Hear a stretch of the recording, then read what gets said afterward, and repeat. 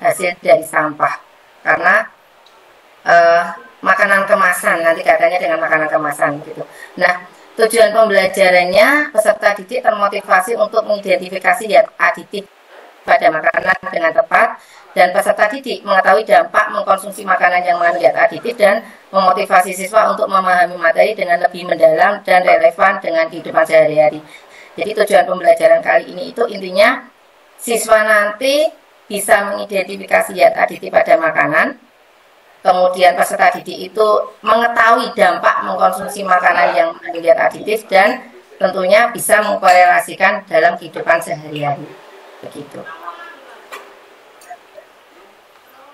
Nah, tugasnya yang pertama meningkatkan pemahaman bermakna tentang tugasnya melalui pertanyaan pemantik, dan targetnya mendorong siswa agar berpikir kritis mengenai bahan tambahan zat aditif pada makanan. Jadi di sini siswa nanti akan terdorong berpikir kritis mengenai bahan tambahan atau zat aditif pada makanan dengan pertanyaan pemantik dan pemahaman bermakna. Jadi nanti betapa pentingnya pertanyaan pemantik dan pemahaman bermakna ini untuk siswa bisa berpikir kritis. Begitu.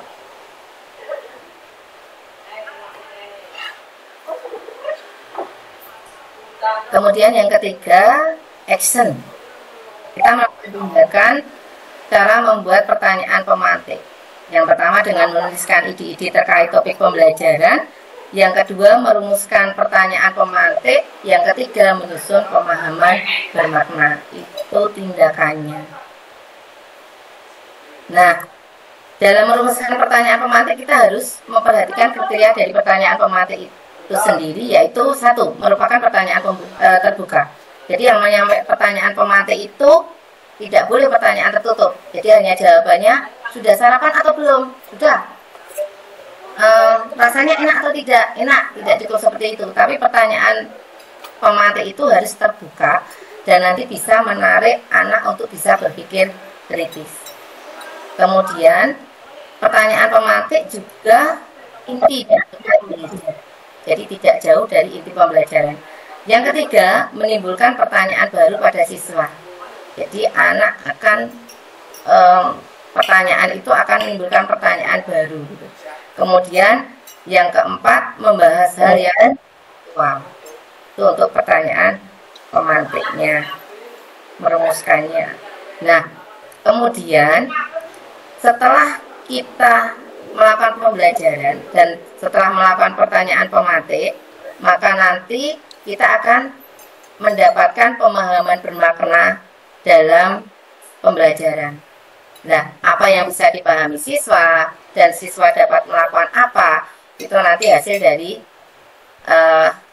pembelajaran kita dari pertanyaan pemantik tersebut.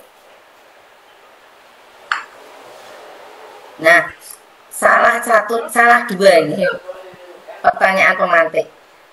Mengapa makanan cepat saji dapat bertahan lama dibandingkan makanan segar? Ini nanti anak-anak jawabannya macam-macam Bapak Ibu. Kalau kemarin tanyakan jawabannya ada yang bilang seperti ini. Ya karena makanannya tertutup Bu, dalam kemasan. Sehingga kalau makanan tertutup dalam kemasan tidak akan terkena bakteri dan tidak kena bakteri, maka awet gitu. Ada yang mengatakan bahwa ya karena ada bahan pengawetnya Bu. Ya macam-macam jawaban dari mereka ternyata. Nah, kemudian kalau contoh yang kedua, saat kalian konsumsi makanan kemasan, apa yang ada di pikiran kalian terkait rasa, warna, kadaluarsa, dan dampak ke tubuh kita? Nah, ini jawabannya macam-macam Pak Bu. Ada yang mengatakan seperti ini, Bu, saya kalau minum minuman kemasan ini kok rasanya jadi pahit ya Bu. Bu, saya kok minum ini kok rasanya kayak nggak seger kayak buah biasa ya Bu. Jadi mereka akan berpikir kritis dan jawaban mereka bervariasi Bapak. Ini izin 3 menit lagi, J. 3 menit lagi. Oh, 3 menit lagi, baik. Kemudian kegiatan pembelajarannya ini pendahuluan. Di sini menyiapkan peserta didik, mengucapkan salam, mengingat kembali pertanyaan pemantik, pertanyaan pemahaman bermakna di sini ada dalam pendahuluan. Kemudian pada kegiatan inti pun setelah kita mengamati masalah ada pertanyaan pemantik juga. Setelah ada video diputar maka kita ada pertanyaan apa yang kalian simpulkan dari video tersebut gitu. Kemudian ini lembar kerja LKPD saya Bapak Ibu yang kaitannya dengan mengidentifikasi zat aditif pada makanan, tapi pada dasarnya anak-anak bisa bervariasi nanti. Hasil mereka bervariasi macam-macam. Nah, ada yang seperti ini. Jadi saya berikan kebebasan untuk menuangkan ide-ide mereka gitu.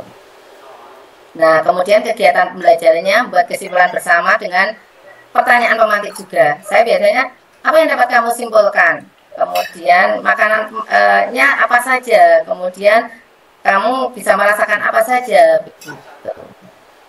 Kemudian memberikan tugas, kemudian penutup, kemudian salam. Itu kegiatan pembelajaran. Kemudian setelah itu ini modul ajar saya yang kaitannya dengan zat aditif pada makanan. Ada pertanyaan pemantik juga. Kemudian hasil pembelajarannya ini akan meningkatkan partisipasi siswa dalam diskusi dan pemahaman yang lebih dalam tentang efek zat aditif pada makanan.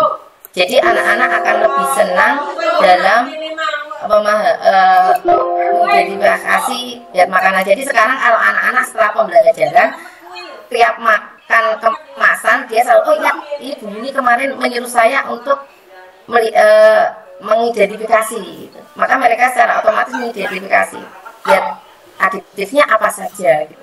Karena mereka mengidentifikasi dampaknya juga. Kemudian refleksinya saya sampaikan menggunakan Jamboard. Hasil refleksinya berupa ini anak-anak. Mereka saya kirimkan link Jamboard, kemudian saya minta ketua kelas untuk menata. Jadi ini hasilnya Bapak Ibu. Jadi Ibu, kemudian ini hasilnya dari refleksinya. Kemudian ini foto kegiatan pembelajaran saya yang kaitannya dengan saya dites Kahoot-nya. Ini pakai Kahoot dan ternyata anak-anak kalau diberi Kahoot seperti ini ada peringkatnya, itu senang. Kemudian saya membuat kelompoknya menggunakan word wall. Kemudian ini hasil mereka presentasi. Kebetulan anak-anaknya. Nah, hasil mereka Bapak Ibu, ini hasilnya. Baik, untuk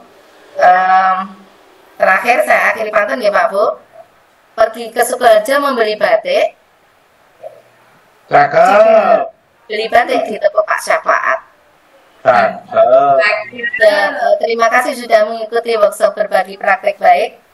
Cakep. Harapan kami semoga bermanfaat. Terima kasih telah bisa berbagi praktek baik yang kaitannya dengan pertanyaan pemantik dan pemahaman bermakna, dan pada akhirnya akan memotivasi siswa untuk berpikir kritis dan lebih pilih dalam mengkonsumsi makanan dan menerapkan dalam kehidupan sehari-hari sebagai produk dari pemahaman bermakna Bapak Ibu. Dari saya cukup sekian. Jika ada kurangnya mohon maaf, jika ada lebihnya itu dari Allah Subhanahu wa Ta'ala. Cukup sekian Ibu, terima kasih. Akhirul kalam, assalamualaikum warahmatullahi wabarakatuh. Waalaikumsalam. Baik, terima kasih saya ucapkan kepada Ibu Yuni Dwi Astuti, Sarjana Pendidikan dari SMP Negeri 1 Waru yang sudah menyampaikan dengan topik pertanyaan pemantik dan pemahaman bermakna dalam pembelajaran. Baik, kita sambut narasumber yang kedua, yaitu Ibu Yeti, Sarjana Seni. Dengan profil beliau merupakan guru penggerak angkatan 9 apa 8 ini ya, tahun 2024. Oh iya, gitu. Beliau merupakan guru mapel seni budaya SMP Negeri 3 Waru. Nah, beliau banyak sekali karyanya. Wah, memproduksi banyak sekali nih Bapak Ibu. Beliau menginfokan kepada kami bahwa beliau memiliki karya tari Yang pertama, Kidung Pertiwi tahun 2016. Karya yang kedua, Mahesa Tani tahun 2017. Yang ketiga, Alakatak tahun 2018. Yang keempat, Tuturi Handayani tahun 2019. Yang kelima, Hasta Brata tahun 2020. Yang keenam, Tigrada Ayu tahun 2021. Yang ketujuh, Gunung Pegat Makarya tahun 2022. Yang kedelapan, Gambyong Suko Harjo Makmur tahun 2023. Yang kesembilan, Maribaya tahun 2024. Nah, kali ini Bapak Ibu semua, beliau akan menyampaikan Gambyong Suko Harjo Makmur. Kepada Ibu Niken Sayati, Sarjana Seni, waktu dan tempat kami silakan. Baiklah, terima kasih. Assalamualaikum warahmatullahi wabarakatuh. Waalaikumsalam. Suara saya terdengar ya?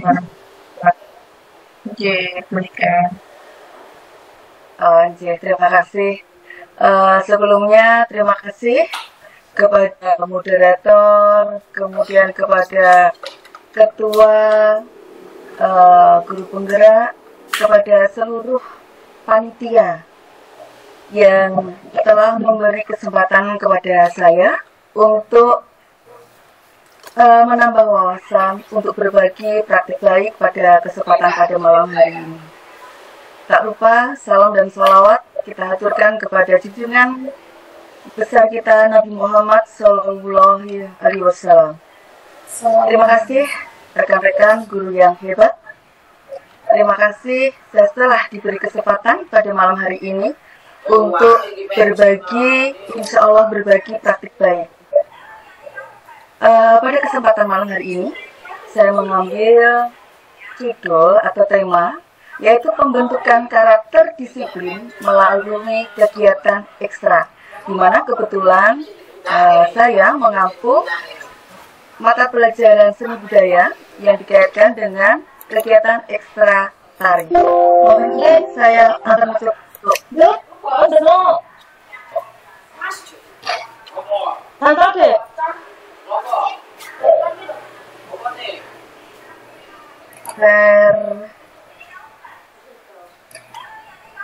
Mau izin ya sebentar.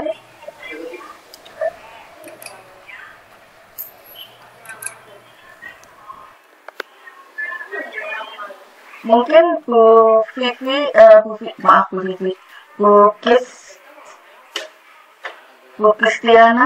Kristiani bisa membantu.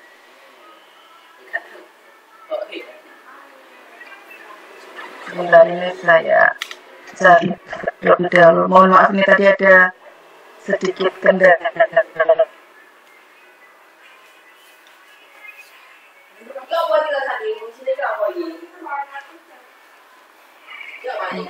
Saya bantu Bu, semua.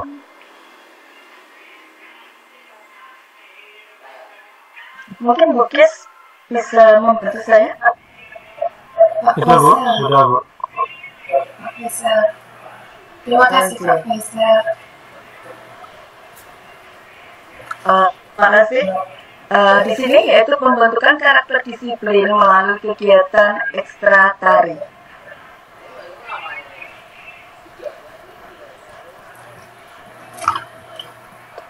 Kenapa saya mengambil kegiatan ekstrakurikuler tari? Karena di kegiatan ekstra ini, Bapak Ibu guru lebih bisa dekat dengan putra-putrinya, dengan siswa-siswinya, di mana menurut Maxwell tertera di situ bahwa karakter itu lebih baik daripada sekedar perkataan, karena karakter merupakan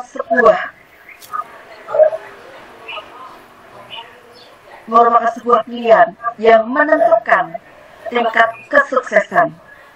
Karakter juga merupakan penggambaran tingkah laku yang dilaksanakan dengan menonjolkan nilai benar salah, baik buruk, secara implisit maupun eksplisit.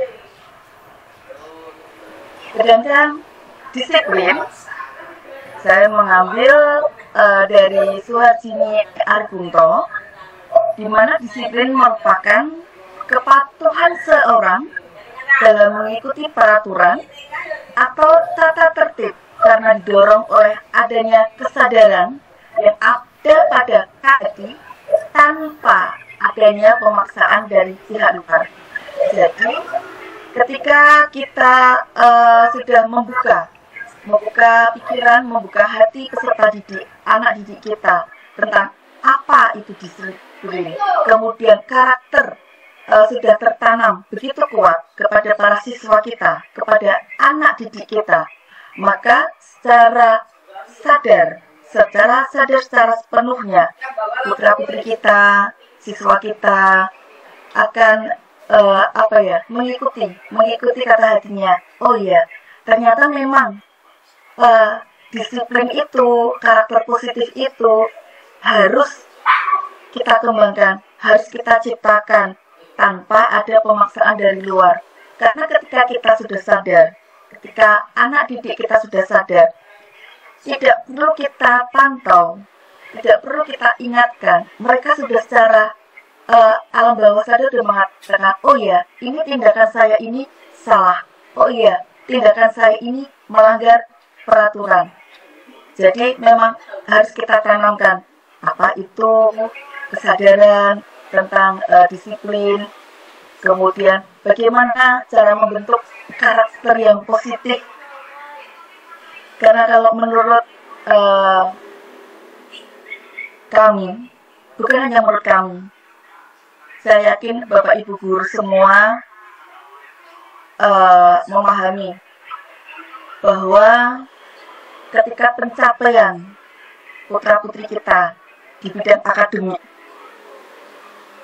tidak diikuti dengan karakter yang baik, dengan sikap santun, kemudian tidak diikuti dengan adab, niscaya bukannya kemajuan yang kita peroleh, melainkan generasi penerus yang mempunyai karakter buruk, kemudian masa depan yang tidak bagus. Karena itu tadi, disiplin hakikatnya adalah dasar dari karakter, di mana disiplin merupakan kemampuan untuk mengendalikan tindakan, untuk mengendalikan emosi dan pikiran. Ketika siswa-siswi kita terbiasa disiplin, maka biasanya putra-putri kita, siswa-siswi kita akan memiliki sikap yang lebih bertanggung jawab, lebih mandiri, kemudian mampu mengatasi tantangan dengan tenang, dengan tekun, dan akan lebih bisa menghargai waktu, menghormati peraturan, dan bekerja keras. Biasanya anak-anak yang mempunyai karakter baik, kemudian memiliki disiplin yang kuat, dia tidak akan mudah menyerah. Kemudian dikaitkan lagi dengan kegiatan ekstra tari. Mengapa? Dengan kegiatan ekstra, apalagi kegiatan ekstra tari, kita bisa menumbuhkan, kita bisa menumbuhkan karakter disiplin. Karena di dalam tari, di mana di dalam tari itu gerak merupakan hal yang mutlak yang harus dilakukan. Gerak tari dilakukan bukan hanya semaunya deh. Ada pakem-pakemnya. Ada gerakan-gerakan yang membutuhkan konsentrasi, membutuhkan tenaga yang besar, membutuhkan kekompakan, membutuhkan komitmen yang tinggi. Jadi ketika apa sih ekstra, apalagi ekstra tari, cuma sekedar gerak-gerak saja kok semua orang juga bisa. Kelihatannya seperti itu. Banyak yang berargumen, apa sih tari? Toh juga cuma gerak-gerak. Ketika kita mengetahui tari, ketika kita belajar tentang tari, ada yang namanya wiroso, wiromo, kemudian wirasa, wirama, dan wiraga. Bagaimana caranya kita mengolah raga kita? mengolah fisik kita, bagaimana kita mengolah rasa kita, sehingga di kemudian hari orang yang berkecimpung atau menikmati gerak tari, dia lebih memiliki rasa yang peka, rasa yang halus, yang mudah atau pintar mengendalikan emosinya. Kemudian ada wirama, yaitu bagaimana cara kita menikmati alunan atau iringan gending yang membersamai gerak tari tersebut.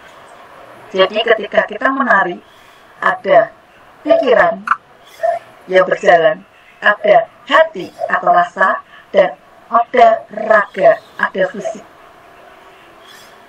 Dan ini semua juga membutuhkan kecerdasan yang lumayan tinggi, konsentrasi yang tinggi, kekompakan. Tidak bisa kita egois ketika kita bergerak, ketika kita tidak disiplin. Oh iya, saatnya contohnya, saatnya kita sebelah itu pas gong. Sebelah itu pas gong. Ketika kita tidak disiplin, atau kita semau, katakanlah semau gue gitu, ya sudah, saya pengennya hitungan 7 sudah sebelah kok.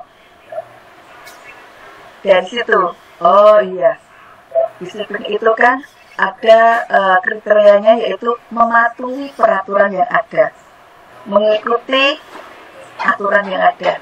Di dalam gerak tari juga demikian. Apalagi nanti ketika kita melakukan gerak tari secara kelompok.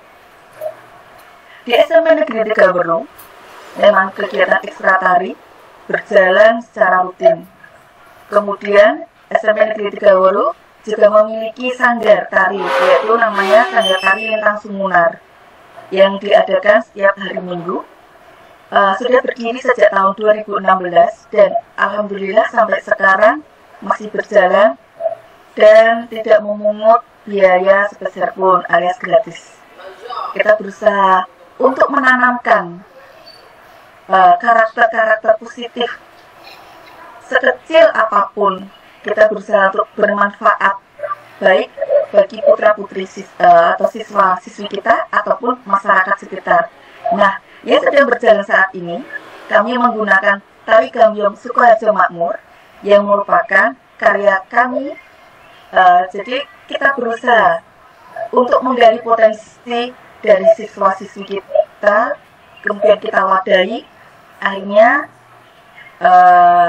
dengan kolaborasi dengan ibu guru, dengan pendidiknya, pembinanya dan pelatihnya, terciptalah tari gambyong Sukoharjo Makmur ini, di mana gerak-gerak yang ada itu ada beberapa gerak yang pakem yang memang sudah ada, yang sudah ada di gerak tari gambyong yang terdahulu.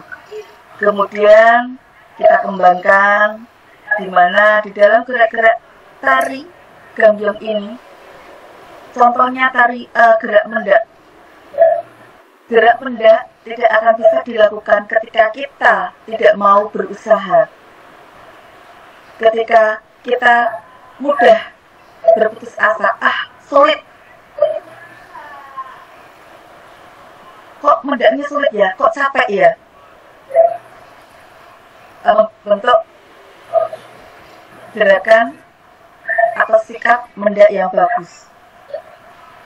Di mana di kegiatan ekstra ini memang untuk mengembangkan karakter dalam rangka penguatan potensi yang ada, di mana kebanyakan di SMP Negeri 3 Weru ini memang salah satu unggulannya adalah seni tarinya. Kegiatan ekstrakurikuler ini merupakan pengembangan karakter dalam rangka penguatan potensi bakat, minat, kemampuan, kepribadian, dan kerjasama. Di dalam tari, tidak bisa kita bersikap egois, tidak bisa kita mementingkan diri sendiri. Kalau kita berlatih, kemudian katakanlah kita sudah ada jadwal latihan pukul 1:30 sampai pukul 3:30. Ketika kita datangnya terlambat, otomatis kita sudah berkurang waktu kita untuk belajar. Kemudian ketika kita katakanlah ketika berlatih, saya juga selalu melaksanakan kegiatan pemanasan terlebih dahulu, mengatur atau memantau pola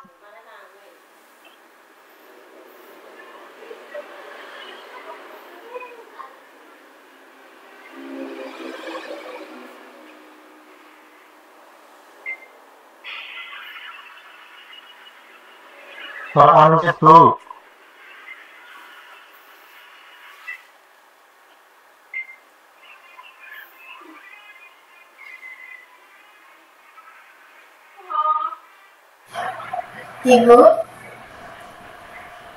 Ibu Niken, ter-unmute Ibu. Tolong dibuka. Iya, maaf. Kan Oh, berarti ini tadi tersenggol. Maaf. Iya. Saya ulangi, mohon maaf. Karena di dalam gerak-gerak tari ini banyak sekali bentuk-bentuk gerak, kemudian sikap tari yang memang harus tekniknya harus benar, bentuknya harus benar, harus katakanlah didukung dengan kondisi tubuh yang sehat.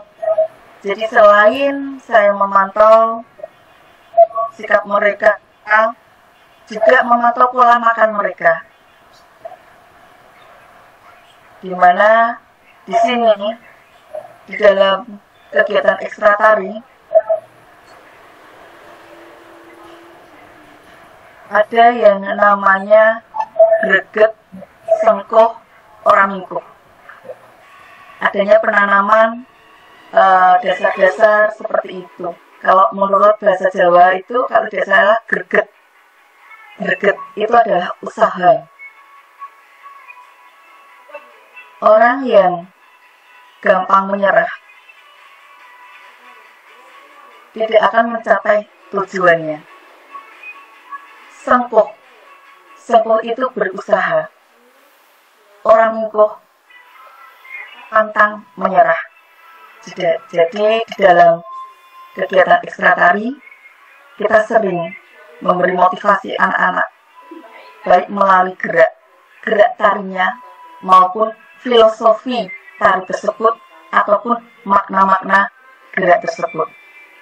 Seorang penari tidak akan menjadi penari yang hebat ketika dia tidak mau berusaha, ketika dia tidak bisa mendisiplinkan dirinya, baik waktu maupun raganya. Kiranya sampai di sini mungkin ada yang ingin ditanyakan atau mungkin penjelasan saya terlalu melebar. Bagaimana sih caranya mengukur karakter siswa-siswi bisa dikatakan, oh ini karakternya bagus, oh ini disiplinnya sudah dapat. Yaitu tadi, ketika datang tepat waktu, ketika kita berlatih tepat waktu, ketika kita sadar diri, oh ya ini saatnya saya latihan.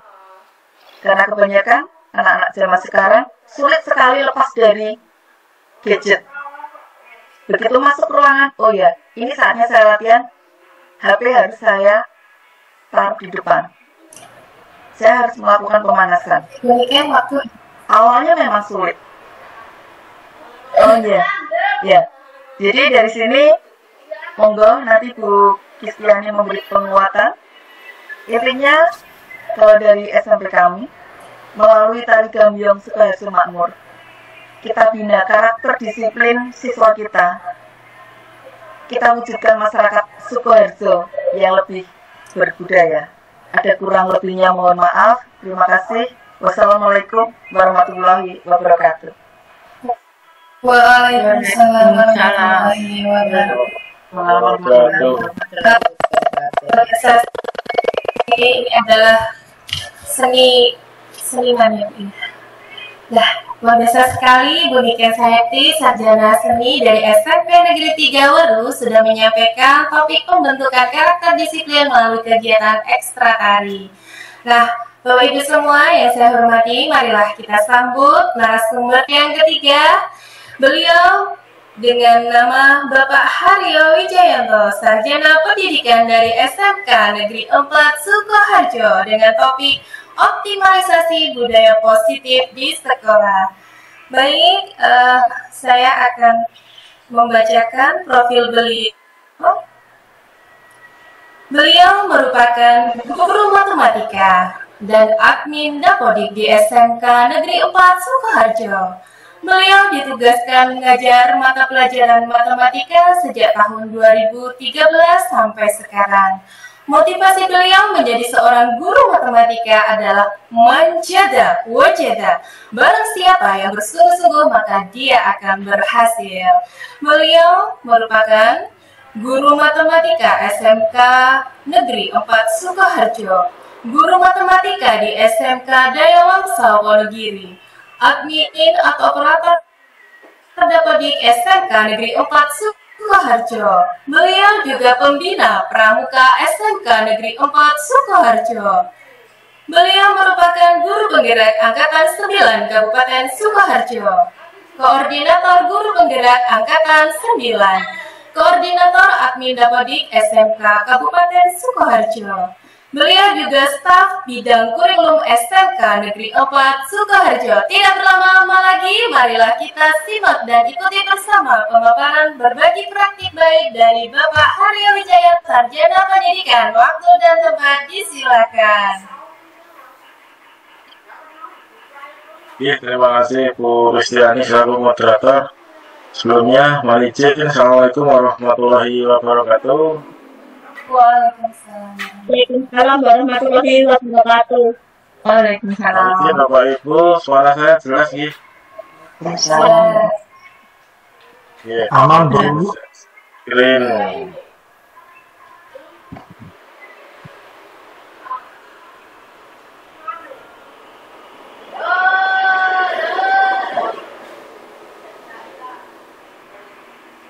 Ya, Bapak Ibu yang saya hormati,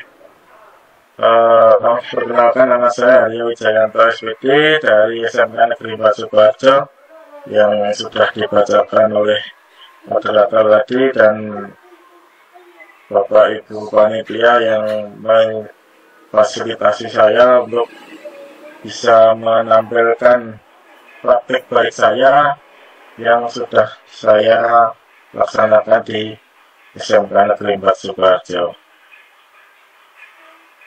Ya, Bapak Ibu, saya ingin berpantun terlebih dahulu.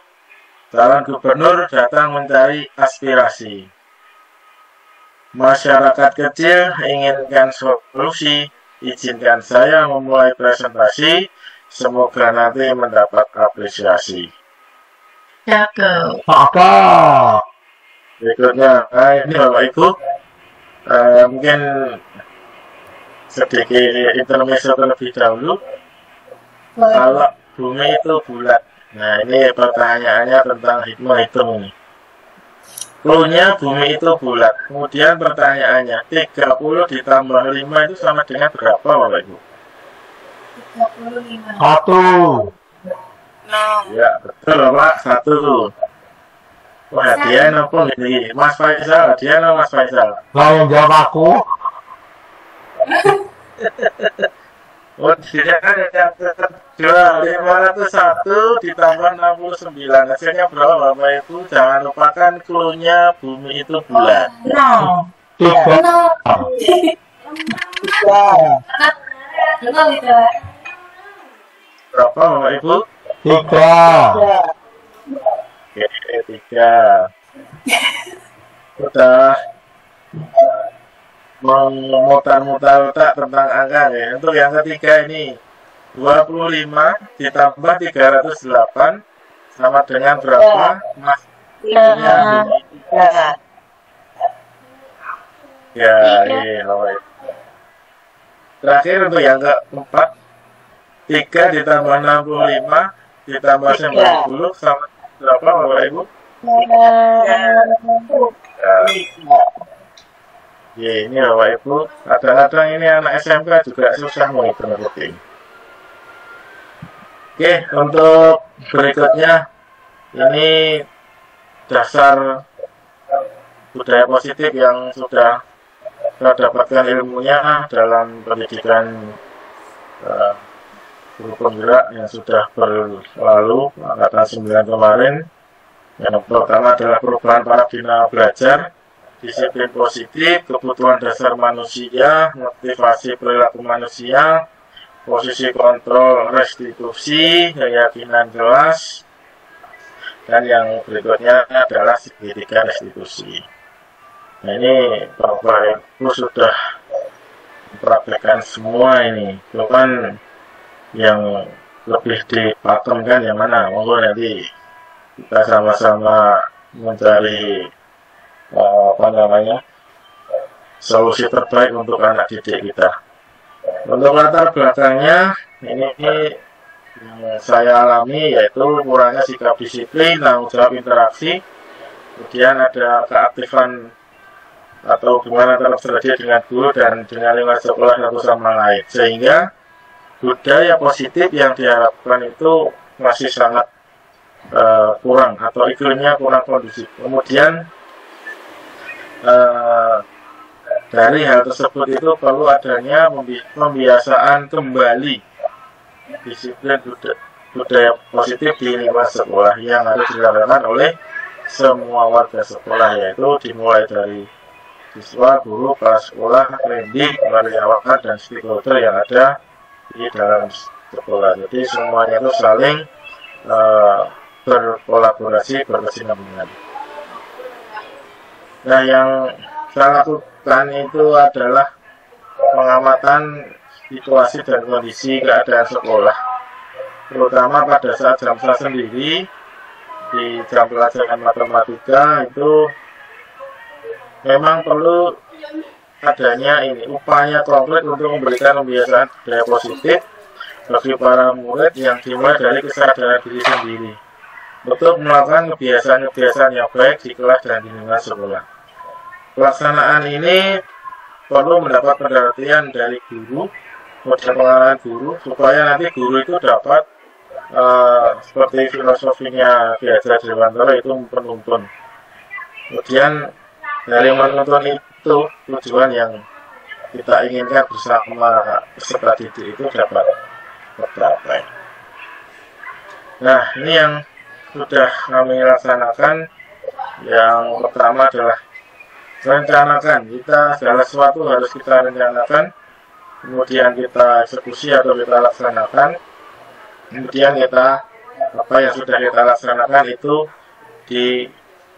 dievaluasi atau nanti bisa juga untuk bahan refleksi.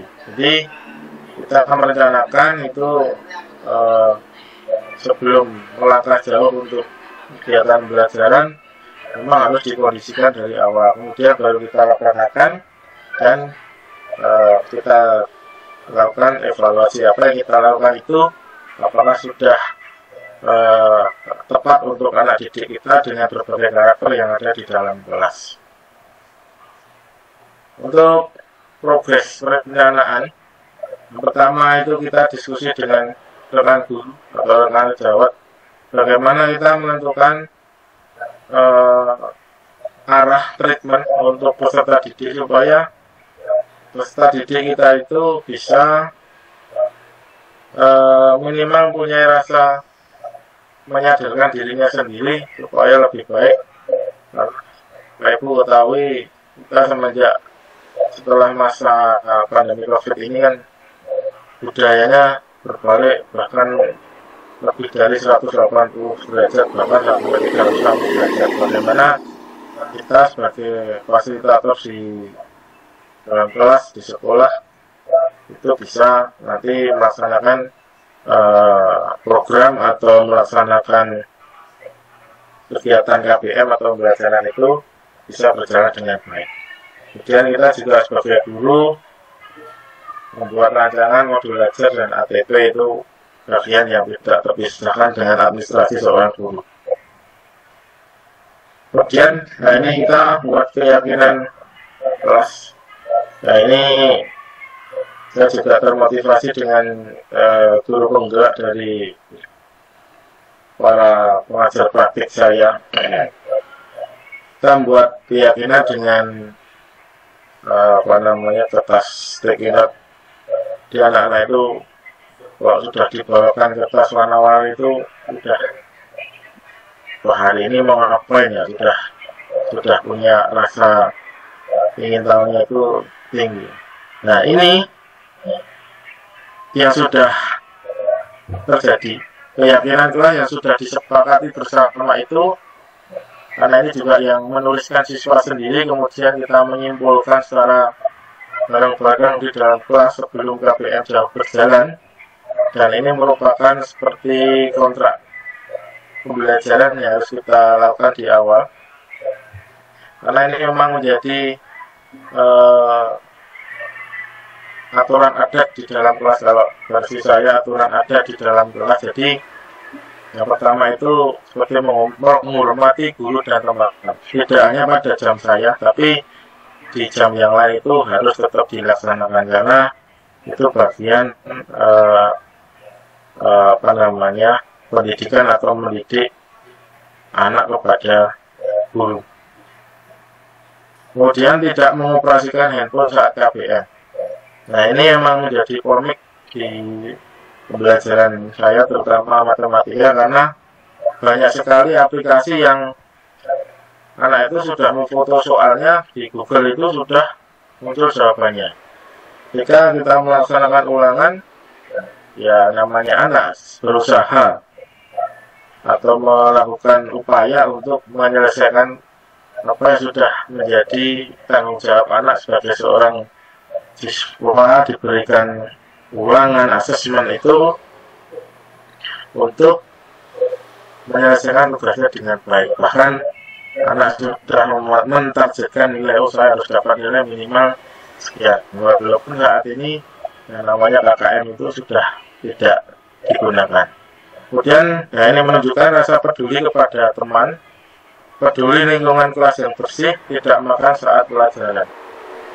Kemudian menghargai pendapat teman yang biasanya sering terjadi kesenjangan di kelas itu, adanya pendapat-pendapat yang sering ejek-ejekan, kemudian menyebutkan nama orang tuanya, kemudian mengejek nama orang tuanya. Ya di situ kita melakukan penekanan supaya crash di dalam kelas itu minim.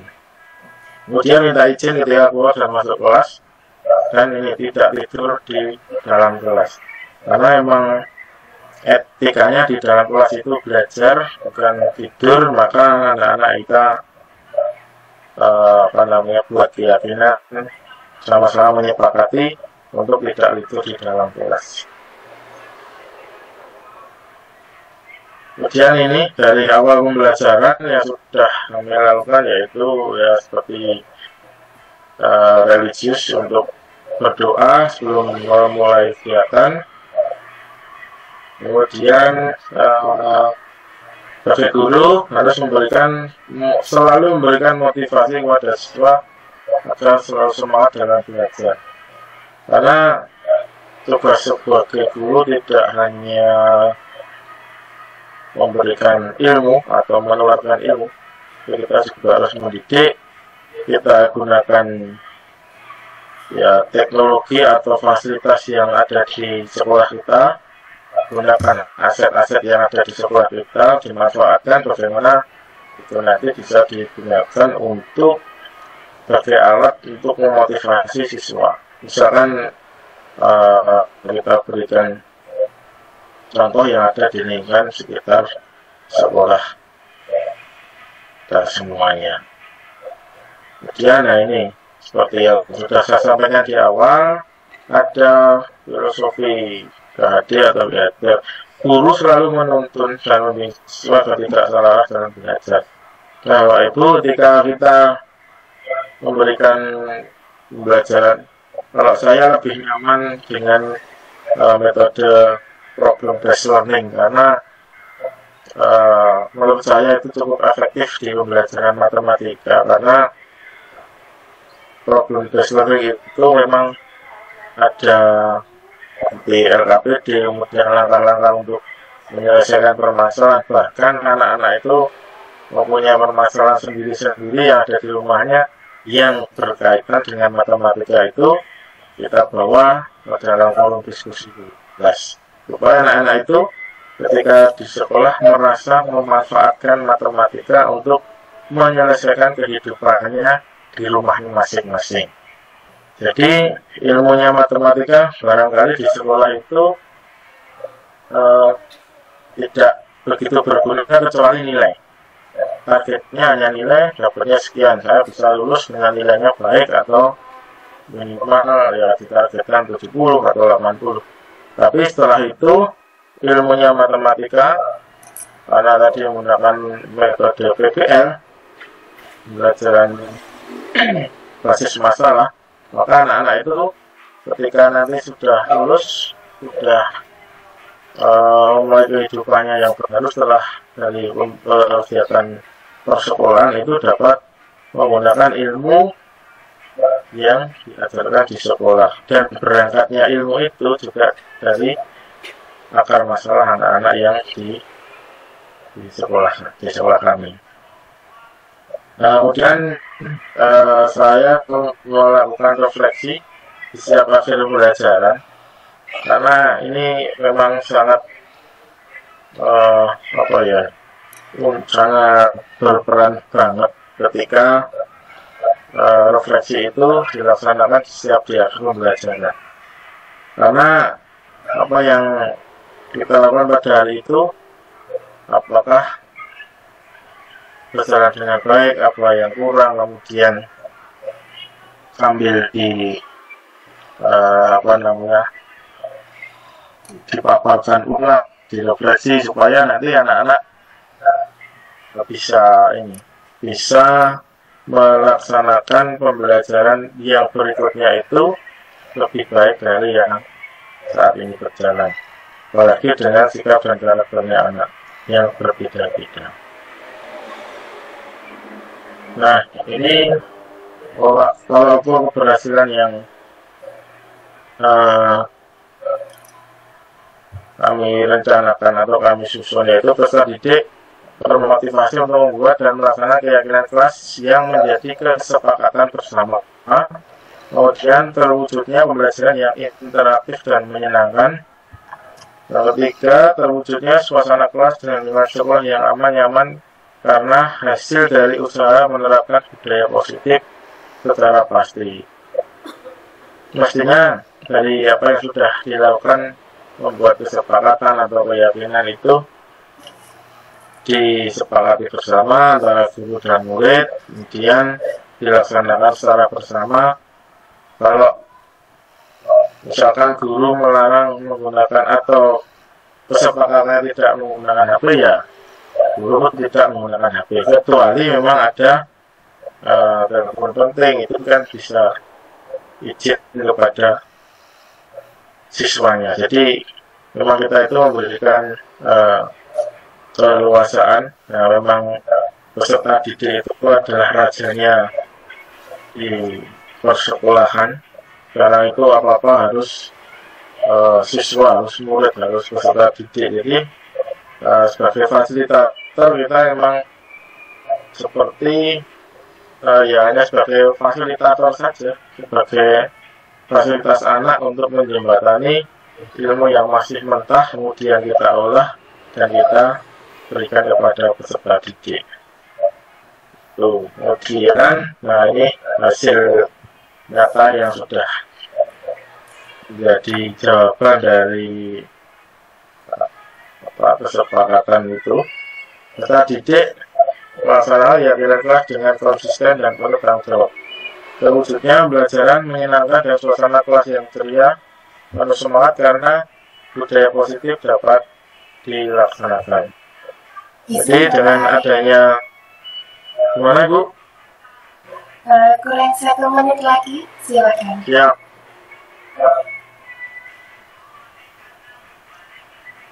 Nah, ini tantangan ke depan saya, masih ada peserta yang kurang aktif dalam berdiskusi dan hanya mengandalkan teman. Kemudian masih ada peserta didik yang kurang percaya diri ketika presentasi di dalam kelas. Untuk solusinya, ya sebagai guru kita harus melakukan pendekatan, kemudian melatih siswa untuk lebih aktif, kemudian melakukan pembiasaan supaya anak itu lebih pede lagi.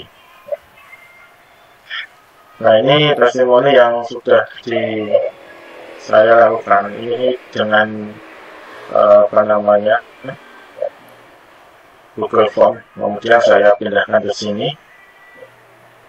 Ini dari anak-anak jurusan tata busana. Terima kasih Bapak Ibu atas perhatiannya. Dari saya mungkin itu, kurang lebihnya mohon maaf. Untuk step terakhir mungkin saya tutup dengan pantun. Jalan-jalan ketemu Luna Maya makan biji selasi. Cukuplah sekian dari saya. Saya terima kasih Bapak Ibu. Assalamualaikum warahmatullahi wabarakatuh.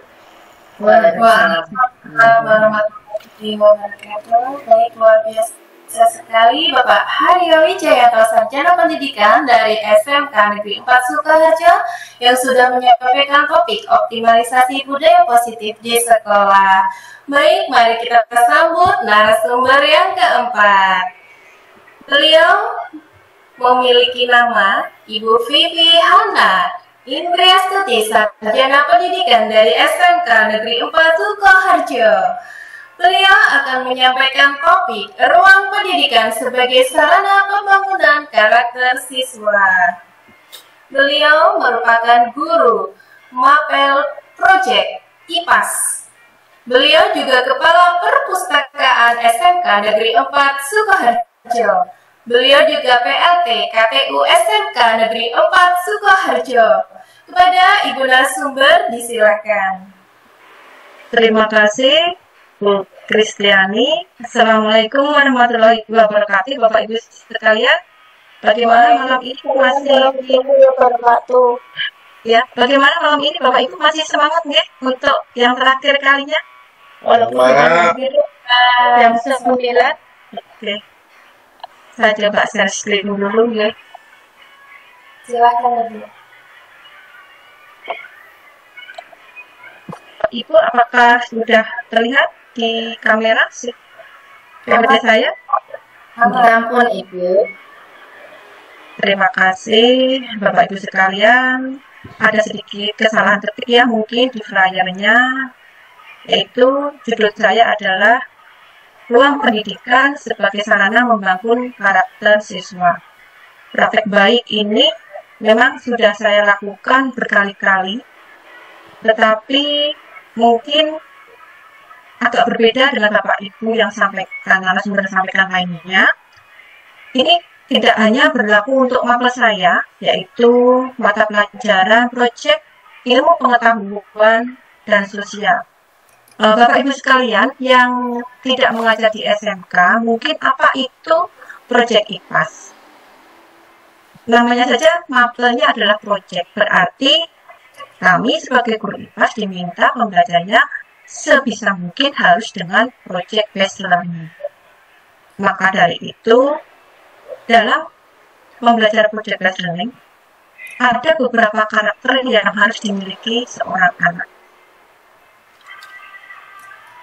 Karakter yang tidak bisa lepas adalah rasa percaya diri dikala anak itu dihadapkan oleh suatu proyek. Itu yang pertama. Yang kedua, Bapak Ibu mungkin akan bertanya, ruang pendidikan itu apa? Ruang pendidikan itu sebetulnya adalah ya alam semesta ini, Bapak Ibu, ruang pendidikan. Dimanapun tempatnya, bagi kita, walaupun seorang guru, apalagi bagi siswa, itu akan menjadikan ajang sebagai tempat belajar. Jadi ruang pendidikan yang saya maksud ini adalah tempat belajar Bapak Ibu. Sewaktu kita baru lahir, ruang pendidikan yang pertama adalah di keluarga. Sebagai gurunya, tentu saja kedua orang tuanya itulah sebagai ruang pendidikan yang pertama. Selanjutnya, jika anak sudah tumbuh menjadi balita, tentu saja anak Bapak Ibu itu akan bersekolah. Nah, di sekolah itulah yang merupakan sebagai ruang pendidikan yang kedua. Dengan berbagai ruang kelas, dengan berbagai jenjang dari TK, SD, SMP, SMA maupun SMK. Nah, ruang pendidikan yang saya maksud di sini adalah ruang pendidikan yang ketiga. Kami sebagai guru SMK dengan mapel project IPAS tentu saja tidak hanya melulu di dalam kelas. Tidak hanya melulu menghadap meja, membaca buku, atau mungkin malah melihat PPT gurunya. Atau mungkin melihat video dari guru-gurunya, atau bahkan mengerjakan Google Form, pertanyaan-pertanyaan. Mapel IPAS bukan seperti itu Bapak Ibu yang kami ajarkan pada anak, tetapi kami lebih menekankan pada rasa empati, rasa percaya diri. Jika mereka berada di lingkungan masyarakat, lingkungan alam. Dari situlah kita bisa belajar, mempelajarkan siswa, mendampingi siswa, bagaimana berempati terhadap alam sekitarnya. Ini adalah sebagian foto-foto saya sewaktu saya mengajar dengan mata pelajaran IPAS. Tentu kalau hanya dengan sarapan pagi Bapak Ibu untuk jenjang TK, PAUD seperti itu mungkin hal biasa. Tapi bagi kami anak SMK, sarapan pagi itu ada maknanya. Pada sarapan pagi itu ternyata anak-anak kami itu kami ajarkan untuk kebersamaan. Maka tidak boleh saling mendahului. Kita harus melihat, kalaupun di keluarga adalah satu meja, kalaupun di dalam kelas adalah dengan satu kelas, apakah sudah bisa siap?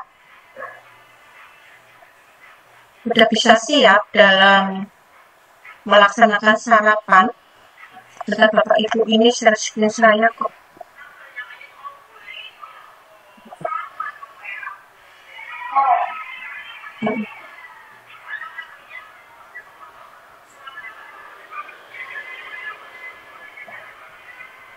Dan Bapak Ibu, ini tadi ada yang terkendala.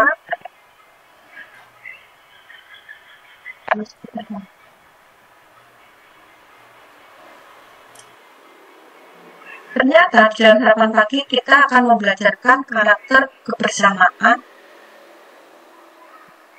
dengan sesama teman, kebersamaan dengan rekan kerja nantinya, kebersamaan dalam anggota keluarga. Itu yang kami pesankan dari sarapan pagi. Kadangkala kita sebagai guru itu mengajar, maaf tetapi jarang untuk mendidik. Mengajar itu hanya memberikan materi-materi, apalagi dituntut dengan capaian pembelajaran yang banyak, harus selesai seperti itu, mengejar materi-materi tanpa memperhatikan jiwa hatinya siswa. Tentu saja Bapak Ibu pernah melihat anak didik kita pada waktu di dalam kelas itu terlihat murung atau bahkan tidak perhatian pada mata pelajaran kita. Langsung saja kita akan marah. Kenapa siswa kita tidak memperhatikan kita? Padahal kalau kita telusuri lebih jauh, bukan itu permasalahannya Bapak Ibu. Tetapi mungkin sebelum anak itu berangkat sekolah, ada masalah yang belum terselesaikan. Entah itu di jalan, entah itu dengan ibunya, dengan keluarganya, dengan temannya. Sehingga pada saat pelajaran, pada saat kita mengajar, kita hanya mencas. Kok anak ini tidak perhatian sama kita? Nah, disitulah saya membuat suatu ruang ketiga pendidikan. Itu berapa, Nisa? Apa itu ruang ketiga pendidikan? Ruang ketiga pendidikan itu ruang interaksinya siswa dengan siswa mungkin, siswa dengan guru mungkin, berdiskusi, saling berbagi inspirasi, berbagi pengetahuan. Tentang apa? Bisa tentang apa saja, karena kami mengajar IPAS. Tentu saja misalnya saya belajar pada waktu itu tentang koneksivitas ruang, jadi yang IPS Bapak Ibu. Saya mengajarnya tidak hanya di dalam kelas, tetapi saya ajak jalan-jalan. Anak SMP diajak jalan-jalan. Tentu hal yang sepele, tetapi di situ ada maknanya. Diajak jalan-jalan ketika di tengah sawah ada bapak yang mencangkul di sawah, punya sepeda motor, begitu. Anak itu mencoba untuk naik sepeda motor itu. Kemudian saya memasukkan adab apa yang harus dilakukan mereka jika akan pinjam sepeda motor. Nah, itu berhubungan dengan sosial. Lain halnya jika saya mengajar ke IPA-nya Bapak Ibu. Misalnya tentang materi ciri-ciri makhluk hidup. Dari ruang ketiga pendidikan itu kita bisa mengadakan interview, tetapi bukan di ruang kelas. Jika ini ada di ruang kelas masih ruang ketiga, tapi kita bisa memberikan inspirasi-inspirasi kepada anak, pertanyaan-pertanyaan kepada anak, sehingga anak itu bisa berpikir lebih jauh, berempati terhadap alam sekitar, terhadap kejadian-kejadian yang sedang terjadi, atau yang sedang ngetren, atau yang jadi bumi saat ini. Ruang ketiga pendidikan yang kami bangun, itu contohnya adalah kalaupun kerja kelompok, saya persilahkan anak didik saya untuk bekerja kelompok. Di rumah saya pun saya memperbolehkan. Di sekolah pun setelah selesai pembelajaran, saya perbolehkan. Atau hanya sekedar curhat Bapak Ibu. Curhatnya itu bisa curhat tentang dirinya, bisa curhat tentang materinya. Ya, ini mungkin tidak hanya sekedar saya sebagai guru mapel IPAS, tetapi mungkin saya bisa menjadi konseling, bisa nanti anak saya arahkan ke coaching. Dari situlah saya bisa mengetahui karakter anak, dari situlah saya bisa mempengaruhi anak agar beradab, agar mempunyai empati lebih baik kepada orang tua, kepada teman, apalagi kepada guru. Kalau mungkin kita secara umum di ruang kelas hanya 1-2 yang akan memperhatikan, tetapi dengan saya berbincang-bincang, entah itu 2-3 atau mungkin 4-5 itu di luar jam pelajaran, itu anak lebih memahami.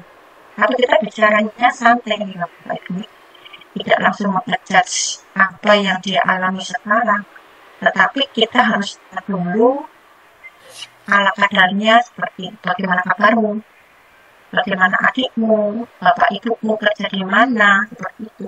Nah, kalau kita sudah punya kedekatan seperti itu, anak akan lebih mudah untuk mengekspresikan dirinya. Bahkan, anak kita akan lebih percaya kepada kita terhadap hal-hal yang dia alami, terhadap hal-hal yang akan mungkin dia lakukan, terhadap hal-hal yang mungkin di keluarganya. Saya sering itu mendapatkan anak-anak sampai bertanya hal-hal yang di luar dugaan saya. Saya mata pelajarannya bicara tentang radiasi seperti itu. Nah, Jadi, mohon izin. Ini ya. Bu Vivi, mohon izin. 1 menit lagi. ya, bertanya, kalau di kemo itu berbahaya atau tidak? Nah, sederhana Bapak Ibu, tapi kan ada pelajaran di situ. Saya menjawab sebisa saya dan saya suruh menanyakan lebih jauh ke dokternya. Siapa yang dia alami adalah ibunya. Dari situ saya sudah mengetahui anak ini ternyata punya empati kepada ibunya. Kadang anak laki-laki itu tidak mengetahui bagaimana keadaan ibunya. Maunya hanya ibu siapa ini, siapa itu, sebenarnya tanpa mengetahui kerepotan orang tua. Nah, dari situlah saya belajar untuk mengetahui karakteristik siswa. Jadi, ruang ketiga pendidikan itu merupakan tempat di mana siswa dan guru berinteraksi secara bebas. Jadi bukan hanya pada mata saya IPA, tetapi pengetahuan-pengetahuan umum, bahkan persoalan-persoalan anak, baik itu di rumah, di sekolah, maupun dengan teman-teman. Ruang ketiga pendidikan adalah belajar untuk tumbuh, berkembang, menjadi manusia yang sejati. Karena anak kita baru belajar mencari jati diri. Jika kita sebagai guru mau peduli, tentu saja anak kita akan tumbuh dengan baik. Ruang ketiga pendidikan tidak terbatas hanya kurikulum, tetapi juga membentuk karakter dan kesadaran sosial siswa. Bapak Ibu, kita sebagai guru bukan hanya mengajar, tapi kita harus mempelajari ketersediaan. Saya berprinsip, saya lebih baik menjadikan anak-anak itu sebagai anak-anak yang tumbuh apa adanya, berkembang apa adanya, tanpa kita harus mengejudge kelakuan dia di dalam kelas. Karena kelakuan dia di dalam kelas itu bukan sepenuhnya karakter anak tersebut. Lihatlah latar belakangnya, lihatlah persoalan-persoalannya. Kita akan mengetahui sejatinya anak itu bagaimana. Saya pernah menyesal Bapak Ibu, anak itu keluar karena absensi, karena jarang masuk sehingga dia harus dikeluarkan dari sekolah. Padahal anak itu mempunyai berbagai permasalahan yang sangat rumit. Bu Vivi, mohon izin. Mungkin, Waktunya habis. ya, hanya itu Bapak Ibu yang dapat saya katakan. Sebetulnya waktu yang sempit ini saya hanya mengatakan, cobalah Bapak Ibu untuk mengerti siswa kita. Hanya itu yang dapat saya katakan. Sekali lagi, terima kasih. Assalamualaikum warahmatullahi wabarakatuh. Terima kasih Bu Kis, maaf sudah melebihi jadwal. Tidak apa-apa Ibu, terima kasih. Assalamualaikum. Alhamdulillah semua narasumber sudah memaparkan praktik baiknya kepada Bapak Ibu hebat seluruh Indonesia. Nah sekarang nih sesinya tanya jawab. Silakan bagi Bapak Ibu yang menghendaki untuk menanyakan kepada narasumber boleh dimanfaatkan kolom chat. Ya, silakan. Apakah sudah ada yang masuk pertanyaannya? Raisnya juga boleh. Raise-nya juga boleh, siap-siap.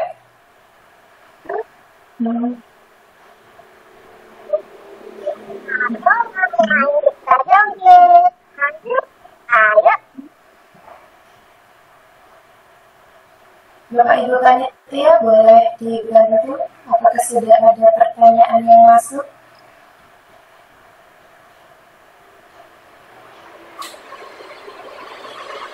Ini ada ke saya. Baik, silakan disampaikan. Iya. Untuk siapa ini? Untuk Bu Yuni. Bu Yuni ada ya? Bu Yuni? Halo? Silakan, ada ya, Ada silakan. ya? Oke. Untuk Bu Yuni tadi ini ada pertanyaan. Bagaimana pertanyaan pemantik di kala penutupan dilakukan? Nah, contohnya bagaimana, Bu? Monggo. Silakan Ibu.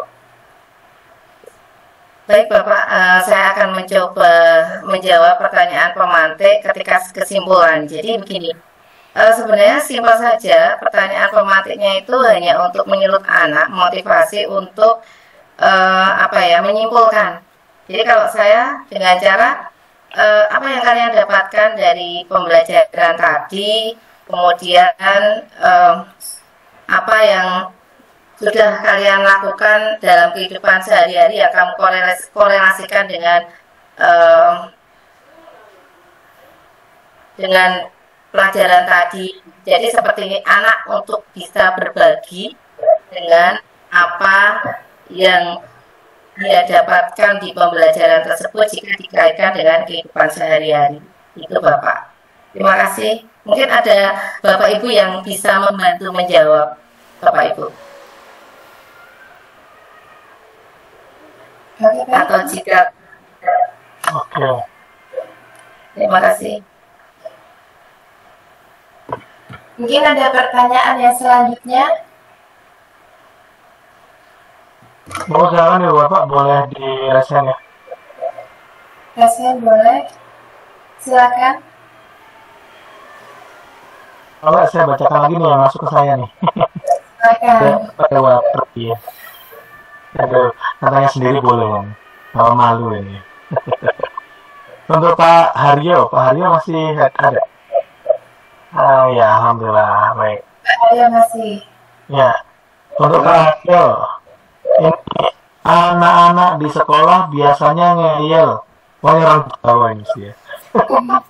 Anak-anak di sekolah biasanya ngeyel. Bagaimana dengan di sekolah Bapak dan bagaimana cara Bapak mengatasinya berdasar praktik baik pembelajaran yang sudah dilakukan?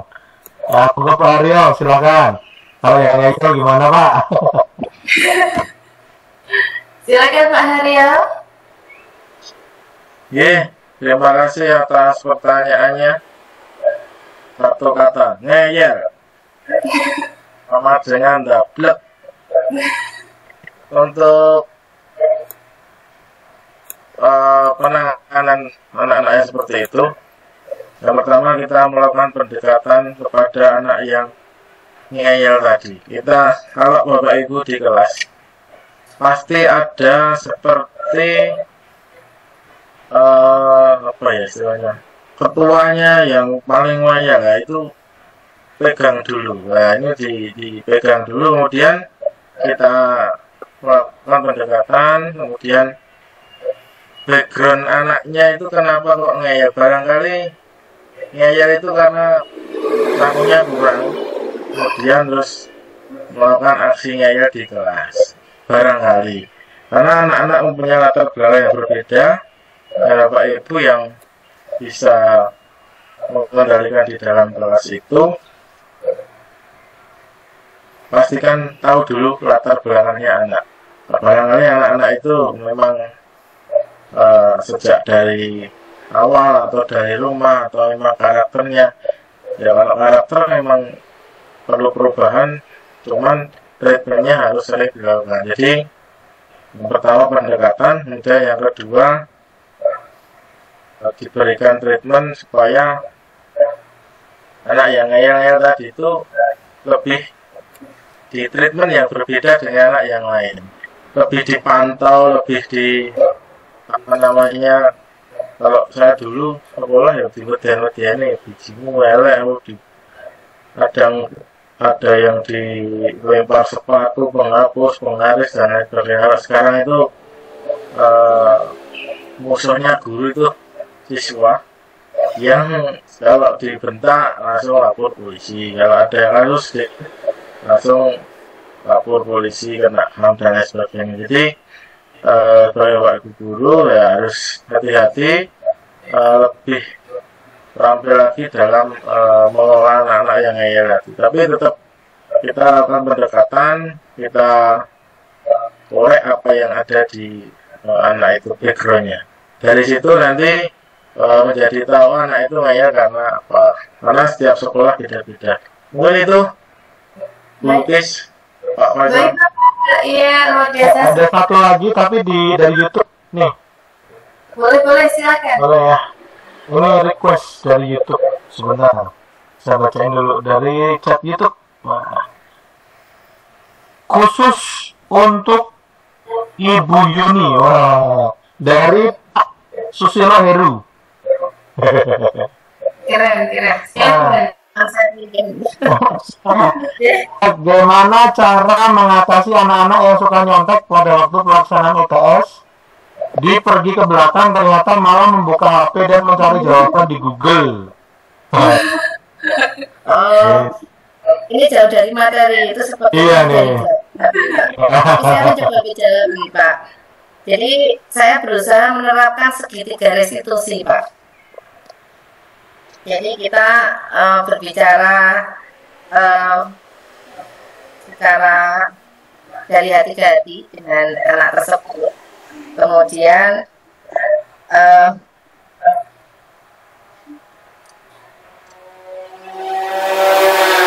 jadi saya berusaha berbicara dari hati ke hati dengan anak tersebut, alasannya mencontek, kemudian ya kita berbicara seperti membangun kesadaran diri dari anak tersebut. Kemudian nanti dia akan menyadari bahwa harapannya nih Pak, kalau harapannya anak tersebut menyadari jika dia dalam mencontek salah gitu kan. Terus akhirnya dia sudah menjadi keyakinan dirinya, sudah menjadi kebiasaan dirinya dan sudah terpatri pada dirinya sendiri, tidak akan mencontek berdasarkan kesadaran diri sendiri. Begitu Pak. Terima kasih Pak Heru yang dari Batang nih. Terima kasih Ibu. Baik, ini sudah, apakah masih ada pertanyaan lagi ataukah sudah nggak ada? Kalau sudah tidak ada, mari kita ke acara selanjutnya, yaitu closing statement dari para narasumber. Baik, saya akan membacakan yang akan melaksanakan closing statement yang pertama kali, yaitu kepada Ibu Yuni Dwi Astuti, Sarjana Pendidikan. Kami silakan. Mute Ibu.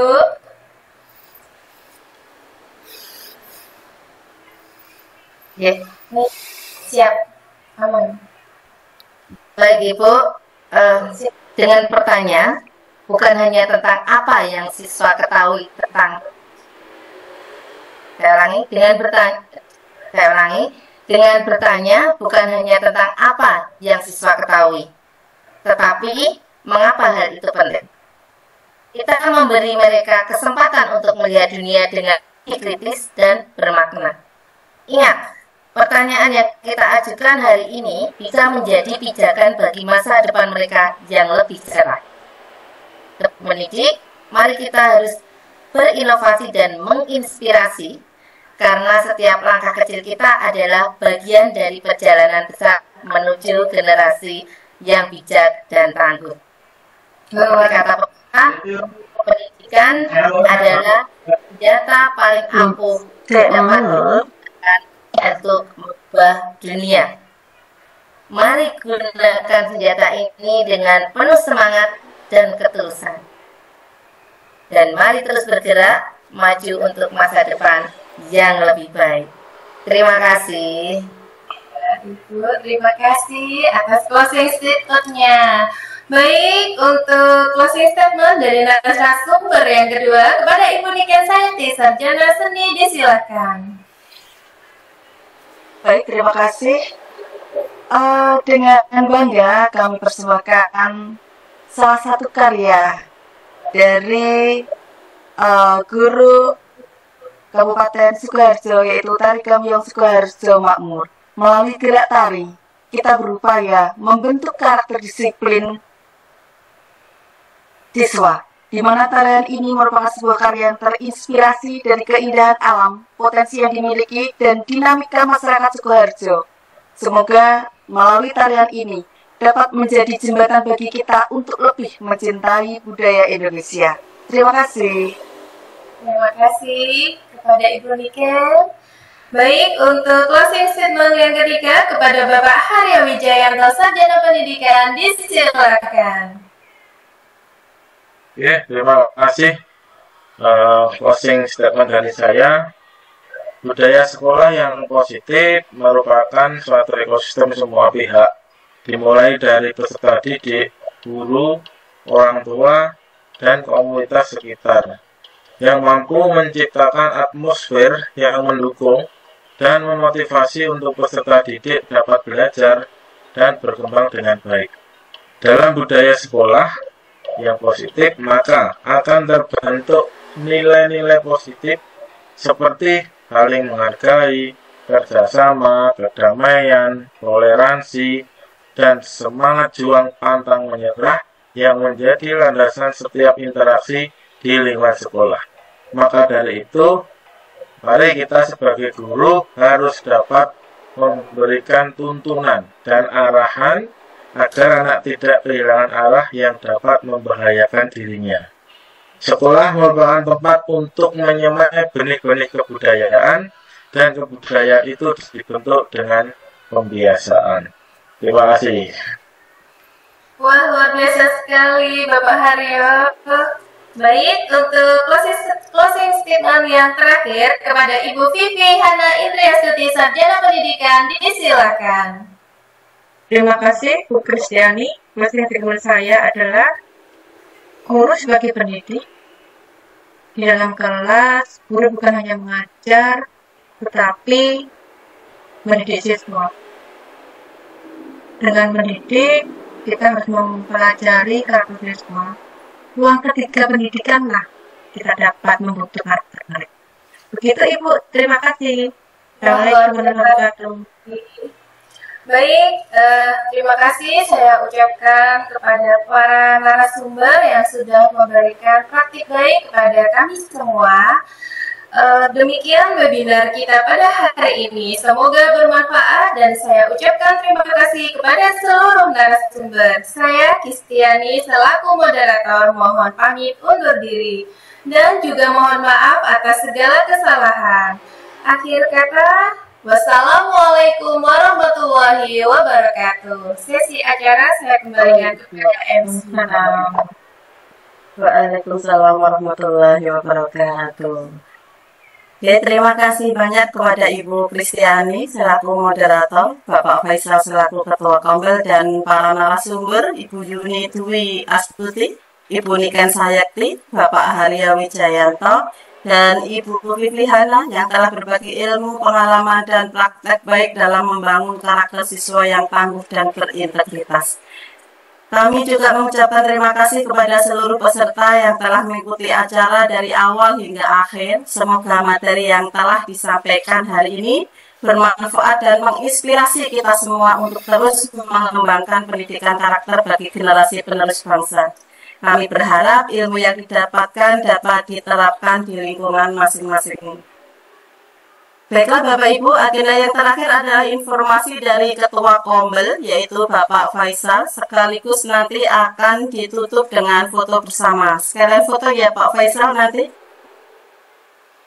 Ya, bismillah. Baik. Bismillahirrahmanirrahim. Assalamualaikum, ya Bapak. Terima kasih sudah bertahan sampai dengan malam hari ini. Terima kasih sudah membersamai kami, mendukung kami, dan belajar bersama dengan guru-guru hebat dari Sukarjo. Kita semua hebat dan kita menghebat bersama-sama. Ibu Bapak, sedikit informasi bahwasanya presensi di akhir adalah dasar dari pembuatan sertifikat. Ibu Bapak silakan ditulis dengan benar, dan presensi itu akan disend melalui webri dan email, insya Allah. Maka pastikan nomor WhatsApp-nya benar, pastikan emailnya tepat. Begitu ya. Dan kalau sudah mendaftar tapi tidak mengisi presensi, artinya tidak bisa mendapatkan sertifikat juga. Karena yang mendapat sertifikat adalah yang presensi. Ibu Bapak guru yang hebat, sertifikat ini free, gratis. Webinar ini juga free, gratis. Pembicaranya, narasumbernya, semuanya sukarela. Kami mengundang Ibu Bapak dari Sukoharjo dan luar Sukoharjo untuk ikut ambil bagian di dalam mendukung gerakan transformasi pendidikan bersama komunitas guru penggerak Kabupaten Sukoharjo. Kalaupun Ibu Bapak ada sedikit rezeki yang mau disisihkan untuk kami juga menyediakan laman untuk rekening yang dapat digunakan untuk donasi. Tapi Ibu Bapak, berdonasi tidak berdonasi semua dapat sertifikat asalkan memang sudah mengisi presensi yang kami berikan. Ibu Bapak sekalian, sekali lagi jangan khawatir. Yang penting silakan segera diisi presensinya. Kami akan tutup sampai jam 11 malam hari ini. Dan sekali lagi, bagi yang ingin berdonasi silakan, tapi tidak ada masalah. Karena semua yang ada webinar hari ini, alhamdulillah kita mendapatkan guru-guru baik yang sukarela dalam menyampaikan materinya. Dan sekali lagi, kami mengundang Ibu Bapak sekalian untuk bergabung menjadi narasumber webinar praktik baik maupun webinar semangat guru dan webinar spesialisasi bagi materi-materi khusus Anda sebagai pembicara tunggal. Nah, 2 pekan lagi kita akan bertemu lagi, insya Allah dalam webinar selanjutnya. Catat tanggalnya di hari Selasa, 2 pekan lagi. Insya Allah akan segera kami umumkan. Silakan tetap bertahan di grup yang sudah Anda masuki, karena informasi juga akan kami bagi di grup tersebut. Terima kasih atas dukungannya, dan mari kita tutup dengan foto bersama terlebih dahulu sebelum kita berdoa. Baik Ibu Bapak, di slide pertama silakan dibuka kameranya. Oh, terima kasih masih tersadar sampai dengan sekarang ya. Masih belum istirahat. Masya Allah. Ini ada dari Indonesia Tengah, ini sudah tengah malam ini. Kalau Indonesia Timur sudah pagi. Ya baik, kita mulai Ibu Bapak. 3, 2, 1. Iya, bentar.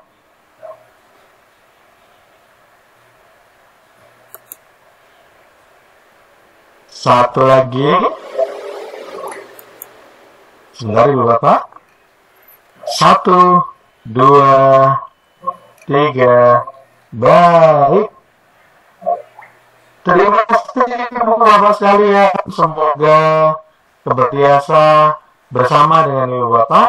Tadi MC meminta saya untuk sekalian menutup acara, maka izinkan kami memohon maaf apabila banyak kekurangan, dan mari kita tutup dengan bacaan hamdalah bersama-sama. Alhamdulillah. Terima kasih, sampai jumpa lagi di webinar berikutnya. Kembali kepada MC. Baiklah, Bapak Faisal, terima kasih.